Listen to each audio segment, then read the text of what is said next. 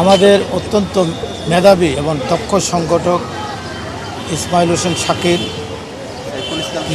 সাইফুল ইসলাম শাকিল একটি মিছিল থেকে বাড়ি ফেরার পথে অতর্কিতভাবে তাকে গুলি করা হয় এবং আলাউদ্দিন আমাদের আরেকটা দক্ষ সংগঠক বীর মুক্তিযোদ্ধার সন্তান, তাকে মাথায় রামদা দিয়ে কোপ দেয়। সে এখন মাইদি সদর হাসপাতালে ভর্তি আছেন। জামাত শিবিরের এই যে গুপ্ত হত্যা, গুপ্ত হামলা, রক্ষাটা, এই রাজনীতির থেকে তারা এখনও বেড়ে আসে।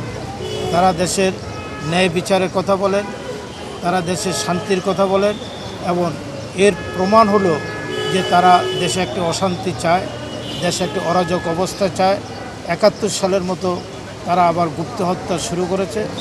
আমি মনে করি আমাদের স্বরাষ্ট্রমন্ত্রীর কাছে আমার আবেদন থাকবে, এই জামাত শিবিরের চিহ্নিত সন্ত্রাসী অস্ত্রধারীদের অনতিবিলম্বে সাঁড়াশি চিরুনি অভিযানের মাধ্যমে তাদের গ্রেপ্তার করে শাস্তিমূলক ব্যবস্থা গ্রহণ করেন।